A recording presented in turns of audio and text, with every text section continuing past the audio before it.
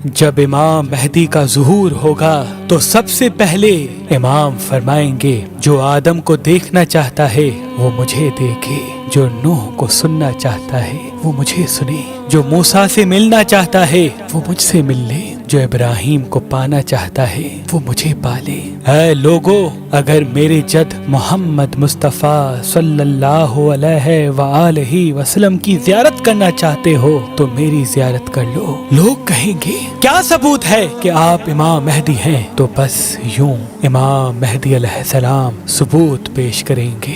امام مہدی علیہ السلام کے ہاتھ میں ایک عصا ہوگا جو جنت کے درخت کی ایک شاخ ہوگی۔ امام مہدی زمین پہ جہاں جہاں وہ عصا ماریں گے وہاں سے پودے نکلیں گے اور فوراً درخت بن جائیں گے اور اپنے پھل ظاہر کر کے امام کی امامت کی گواہی دیں گے۔ اور امام مہدی کے پاس وہ علم ہوگا جو رسول اللہ نے امام علی کو دیا تھا۔ ہاتھوں میں وہ تلوار ہوگی جو آپ کے دادا علی ابن ابی طالب علیہ السلام اپنے ہاتھوں میں اٹھایا کرتے تھے، اور وہ علم اور تلوار لوگوں سے مخاطب ہو کے کہے گی کہ آج ہم صحیح ہاتھ میں موجود ہیں۔ امام مہدی کے ہاتھ میں اللہ شفا کو رکھے گا۔ امام جس کو ہاتھ لگائیں گے تو اس انسان سے لا علاج مرض بھی ختم ہو جائے گا۔ پھر سید حسنی امام کے پاس آ کر کہیں گے اگر آپ واقعی سچے ہیں تو رسول اللہ کی زرہ دکھائیں۔ امام مہدی علیہ السلام وہ زرہ سید حسنی کو دیں گے اور کہیں گے اس کو آپ پہنیں۔ وہ لرز اٹھیں گے۔ امام کے بار بار اصرار پر جب وہ پہننے کی کوشش کریں گے تو ان کے جسم پر وہ زرہ پوری نہیں اترے گی۔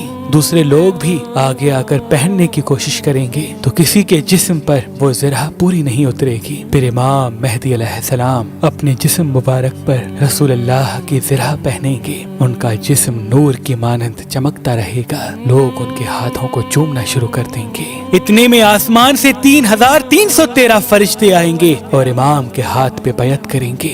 وہ فرشتے وہ ہوں گے جنہوں نے اللہ کے نبی نوح علیہ السلام کی کشتی کو سنبھالا تھا، حضرت ابراہیم علیہ السلام کی آگ کو ٹھنڈا کیا تھا، حضرت موسیٰ علیہ السلام کی قوم کو دریائے نیل سے پار کروایا تھا۔ پھر اللہ کے نبی حضرت عیسیٰ علیہ السلام امام مہدی علیہ السلام کی گواہی دیں گے کہ یہ آخری حجت ہے، اور پھر آسمان سے 4000 فرشتے اور اتریں گے اور پوری دنیا میں یہ پیغام سب کو سنائی دے گا کہ آؤ امام مہدی کا ظہور ہو گیا۔ لوگ یہ سوچیں گے کہ امام کے پاس جائیں، اپنے کھانے پینے کا سامان بھی لے کے جائیں، تو ساتھ ساتھ فضا میں یہ آواز بلند ہوگی کہ اپنے ساتھ کھانے پینے کا سامان نہ لانا، کیونکہ امام مہدی کے پاس حضرت موسیٰ علیہ السلام کا وہ پتھر موجود ہے۔ جب وہ پتھر زمین پہ گرتا ہے تو ان سے 12 نہریں نکلتی ہیں، جو ان سے پانی پیتا ہے نہ ان کو بھوک لگتی ہے نہ پیاس۔ اس دنیا میں اللہ نے علم کے 27 حروف